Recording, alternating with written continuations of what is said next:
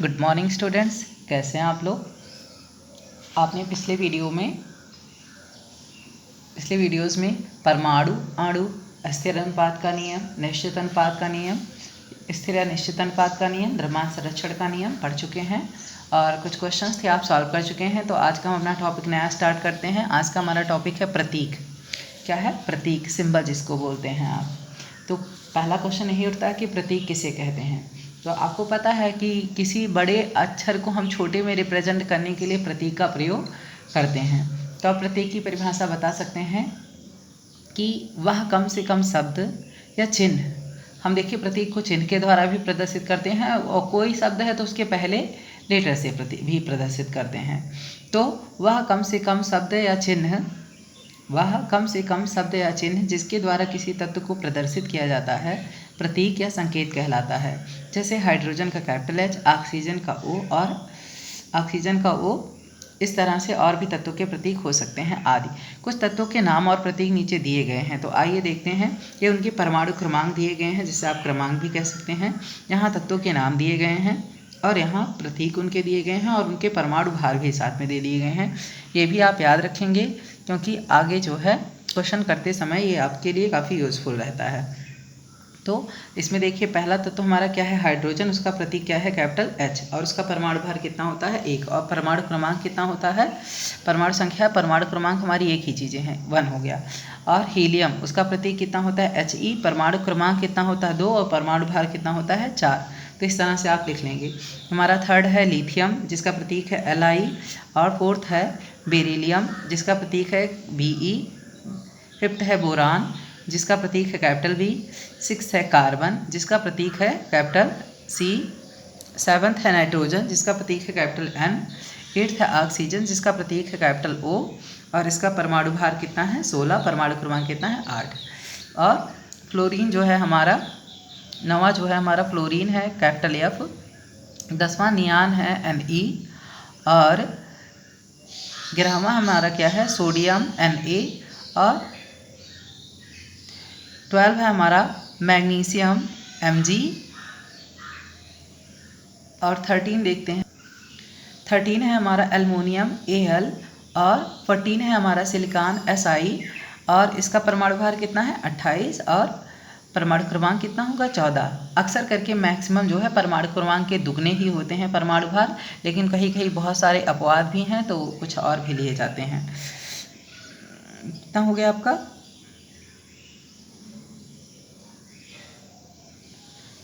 Aluminium का कितना हो गया? एल्युमिनियम का Al 27 हो गया।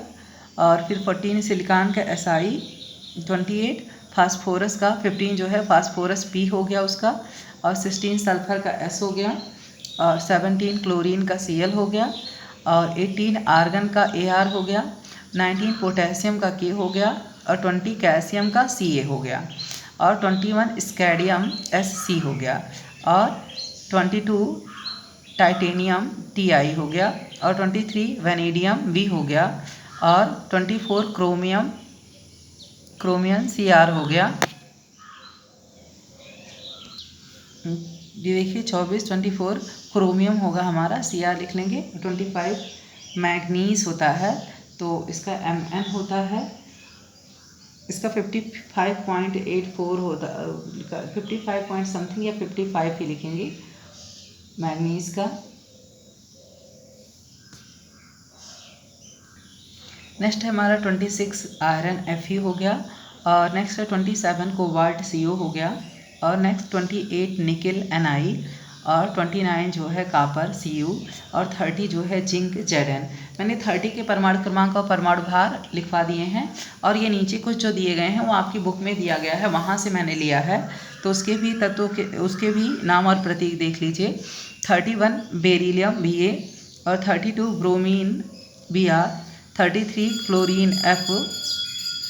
और 34 स्वर्ण गोल्ड Au। 35 iodine I। 36 सीसा Pb, लेड जिसको कहते हैं।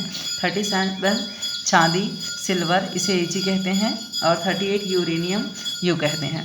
इसमें से जो आप पहले लिख चुके होंगे उन्हें दोबारा नहीं लिखेंगे, बाकी इसमें से अगर कुछ नहीं लिखे होंगे तो आप उसे लिख लेंगे। इसे हम आपकी बुक में भी दिखा देते हैं कहाँ दिया गया है, ये आपकी बुक में भी दिए गए हैं। तो इसमें से जो आप 30 के अंदर लिख चुके हैं उन्हें दोबारा नहीं लिखेंगे, और बाकी जो बचे हुए थे इसमें से छाँट कर आप 30 के बाद उसको लिख सकते हैं। तो आइए हम अपना नेक्स्ट टॉपिक देखते हैं। हमारा नेक्स्ट टॉपिक है डाल्टन का परमाणु सिद्धांत। डाल्टन का परमाणु सिद्धांत। तो सन 1808 ईस्वी में जॉन डाल्टन ने द्रव्य की संरचना तथा द्रव्य के सबसे छोटे कण परमाणु संबंधी परिकल्पनाएं प्रस्तुत की। ये परिकल्पनाएं निम्न है। इस सिद्धांत के अनुसार क्या होता है, देखिए इसमें पहला पॉइंट है कि द्रव्य अति सूक्ष्म अविभाज्य कणों से बना है जिसे परमाणु कहते हैं। द्रव्य अति सूक्ष्म अविभाज्य कणों से बना है जिसे परमाणु कहते हैं। और सेकंड पॉइंट है परमाणु रासायनिक अपक्रिया में भाग लेते हैं परंतु नष्ट या विघटित नहीं होते हैं।